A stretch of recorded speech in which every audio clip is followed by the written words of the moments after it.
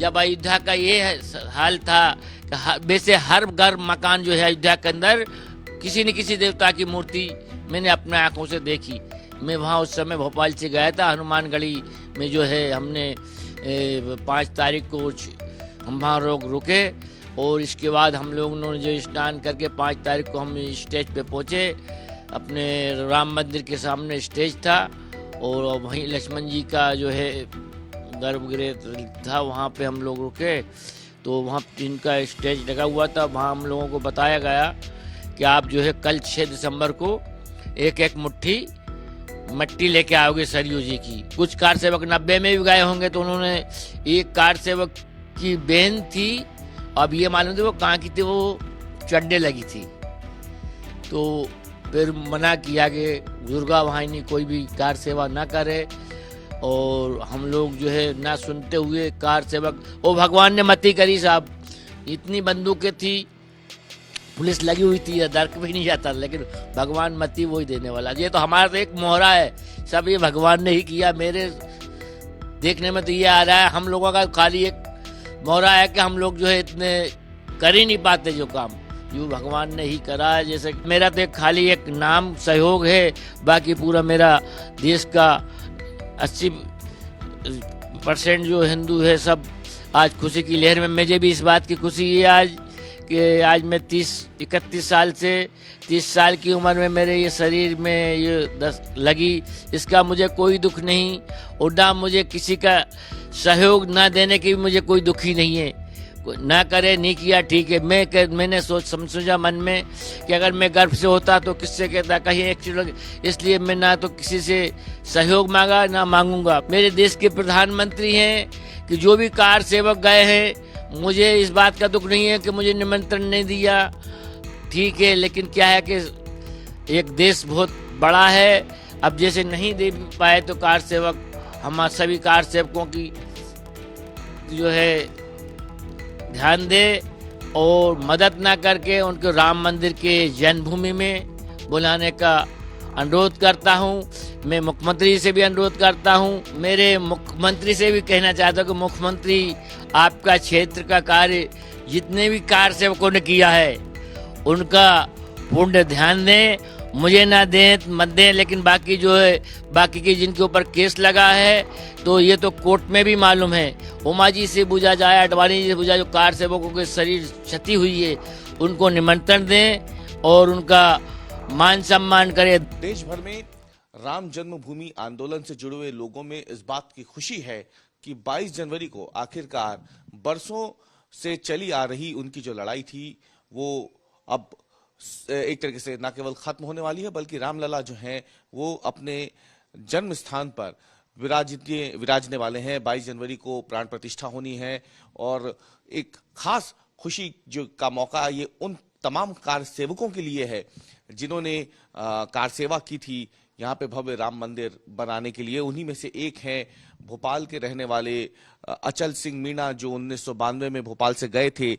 गए तो यहाँ से चल के थे, लेकिन दुर्भाग्यवश वहां पे जब ढांचा गिरा तो उस समय उसका एक हिस्सा इनके ऊपर गिरा और उसके बाद से फिर ये एक तरीके से दिव्यांग हो चुके हैं। अब पूरी तरीके से दूसरों की सहायता पर तो निर्भर हैं, लेकिन अब इन्हें इस बात की खुशी है कि इनके जीते जी ये अब अपनी आंखों से रामलला को गर्भगृह में विराजते हुए देख सकेंगे। तो अचल मीणा से हम बात भी करते हैं। अचल जी, कैसे हुआ था आपके साथ ये सबसे पहले, और ये बताइए कि आप जिस चीज का इंतजार कर रहे थे, पिछली बार जब मैं आपसे मिला था 2019 में, तब फैसला आया था राम मंदिर को लेकर के। अब 5 साल बाद रामलला विराजने वाले हैं, वो तस्वीर जिसका आप लोग इंतजार कर रहे थे। आज जो मैं 30 साल से समय निकाल रहा था और भगवान के जन्मभूमि के लिए, आज मेरे देश के ऐसे करवट और जुझारू हमारे देश के प्रधानमंत्री जी के कर कमलों द्वारा आज भगवान राम की 22 तारीख को प्राण प्रतिष्ठा होने जा रही है। और इसके बाद में जब उस समय गया था अयोध्या की ऐसी दशा थी, आज हमारे योगी जी जहाँ के मुख्यमंत्री है, तो आज मैं टीवी में देखता हूँ तो जैसे हर गली ऐसी चमकती है जैसे कि देखने के योग है। और पहले जब अयोध्या का ये हाल था कि वैसे हर घर मकान जो है अयोध्या के अंदर किसी न किसी देवता की मूर्ति मैंने अपने आंखों से देखी। मैं वहाँ उस समय भोपाल से गया था, हनुमानगढ़ी में जो है हमने 5 तारीख को हम वहाँ रुके और इसके बाद हम लोगों ने जो स्नान करके 5 तारीख को हम स्टेज पे पहुँचे। अपने राम मंदिर के सामने स्टेज था और वहीं लक्ष्मण जी का जो है गर्भगृह था, वहाँ पे हम लोग रुके। तो वहाँ जिनका स्टेज लगा हुआ था, वहाँ हम लोगों को बताया गया कि आप जो है कल 6 दिसंबर को एक एक मुट्ठी मट्टी लेके आओगे सरयू जी की। तो हम लोग जब सुबह 6 दिसंबर को नहा धो के 11 साढ़े 11 बजे होंगे और हम एक एक मट्टी लेके आए। और इसके बाद ये हमारे अडवाणी जी, उमा भारती जी, काफ़ी नेता हमारे वहाँ से, सिंगल जी, किसी को उस समय दूसरे रोज तक बोलने का समय भी नहीं दिया। और कार सेवकों ने सोचा, बेर बेर हमारे कार सेवक, कुछ कार सेवक 90 में भी गए होंगे, तो उन्होंने एक कार सेवक की बहन थी, अब ये मालूम थी वो कहाँ की थी, वो चढ़ने लगी थी। तो फिर मना किया कि दुर्गा वाहिनी कोई भी कार सेवा ना करे। और हम लोग जो है ना सुनते हुए कार सेवक, ओ भगवान ने मती करी साहब, इतनी बंदूकें थी, पुलिस लगी हुई थी, दर्क भी नहीं जाता, लेकिन भगवान मती वही देने वाला। ये तो हमारा तो एक मोहरा है, सब ये भगवान ने ही किया। मेरे देखने में तो ये आ रहा है हम लोगों का खाली एक मोहरा है कि हम लोग जो है इतने कर ही नहीं पाते जो काम, जो भगवान ने ही करा है। जैसे रामायण में सारी चीजें लिखी है, जैसे भगवान ने किया, समझ लो हम लोगों की बस की नहीं थी। ये कार सेवकों की, सब मेरे देश के पूरे कार सेवक हिंदू भाइयों की आज जो है खुशी की लहर है। तो मेरा एक क्या, मेरा तो एक खाली एक नाम सहयोग है, बाकी पूरा मेरा देश का 80% जो हिंदू है सब आज खुशी की लहर में। मुझे भी इस बात की खुशी है आज कि आज मैं 31 साल से 30 साल की उम्र में मेरे ये शरीर में ये लगी, इसका मुझे कोई दुख नहीं। और ना मुझे किसी का सहयोग ना देने की भी मुझे कोई दुख ही नहीं है। ना करे, नहीं किया, ठीक है। मैंने समझा मन में कि अगर मैं गर्भ से होता तो किससे कहता, कहीं एक्सीडेंट, इसलिए मैं ना तो किसी से सहयोग मांगा ना मांगूंगा। मैं तो यही एक अपेक्षा चाहता हूँ कि मोदी जी मेरे देश के प्रधानमंत्री हैं, कि जो भी कार सेवक गए हैं, मुझे इस बात का दुख नहीं है कि मुझे निमंत्रण नहीं दिया, ठीक है, लेकिन क्या है कि एक देश बहुत बड़ा है। अब जैसे नहीं दे पाए तो कार सेवक, हम सभी कार सेवकों की जो है ध्यान दे और मदद ना करके उनको राम मंदिर के जन्मभूमि में बुलाने का अनुरोध करता हूं। मैं मुख्यमंत्री जी से भी अनुरोध करता हूं। मैं अपने क्षेत्र के विधायक जी के, उस समय जिला संयोजक थे, इनके ही सहयोग में, इनके ही निराकरण में हम लोग गए थे।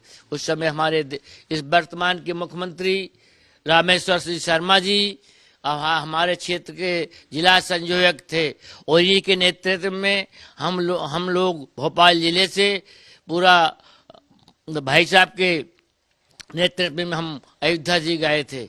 और हमारी व्यवस्था जो है हनुमान जी गली के अंदर हम रामेश्वर शर्मा जी के नेतृत्व में हमारा। अब ये बताइए अचल जी कि अब तो लंबा समय हो गया, राम मंदिर जाकर के रामलला के दर्शन करने की इच्छा कितनी है, और प्रधानमंत्री जी से आप क्या कहना चाहते हैं, या मुख्यमंत्री मोहन यादव जी से क्या कहना चाहते हैं? मैं यही चाहता हूं कि पहले तो मेरे मुख्यमंत्री से भी कहना चाहता हूं कि मुख्यमंत्री, आपका क्षेत्र का कार्य जितने भी कार सेवकों ने किया है उनका पूर्ण ध्यान दें।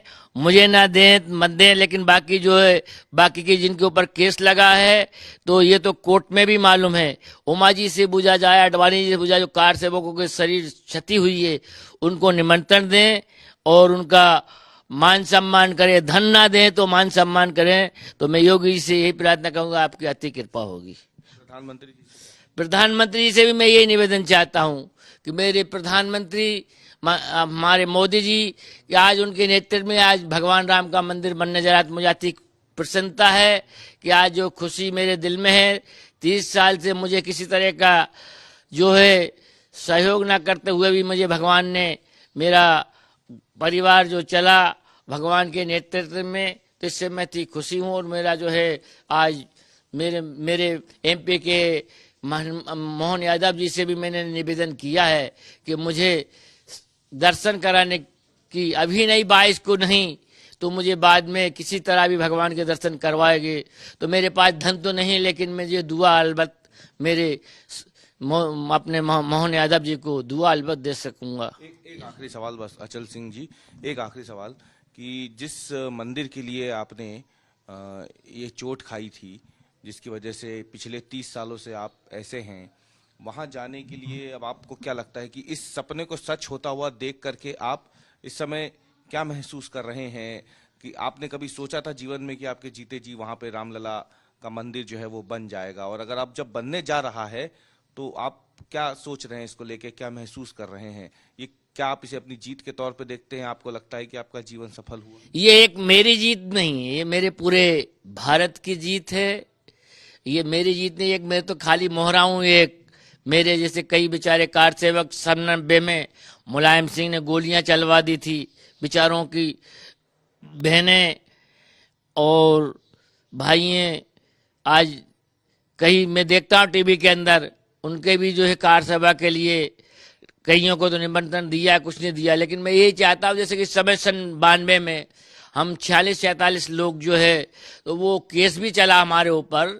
मेरे पास 2 वारंट आए थे उस समय। हमारे क्षेत्र में लक्ष्मीनारायण शर्मा जी देखते थे संगठन, तो वो वारंट वहाँ किसी तरह उन लोगों ने हमारा जो है कैंसिल कराने के लिए जमात करवा के ही हम वहाँ से अयोध्या से फैजाबाद। अब आपको क्या लग रहा है? सब मंदिर अब तो मंदिर बनने जा रहा है, रामलला विराजने वाले हैं, ये अचल सिंह मीणा अब इसे कैसे देखते हैं? अब मैं एक खुशी की लहर से देखता हूँ कि आज मुझे मेरी जो है 30 साल की इंतजार जो मैं कर रहा था, आज मेरी आंखों के सामने भगवान की प्राण प्रतिष्ठा भगवान राम विराजमान होने जा रहे हैं। जो कि पहले आज सुनते कि 500 साल से जो उलझा हमारे मोदी जी कहते हैं अटका भटका खत्म करके आज जो है भगवान की प्राण प्रतिष्ठा हमारे मोदी जी के हाथों द्वारा जा रही है।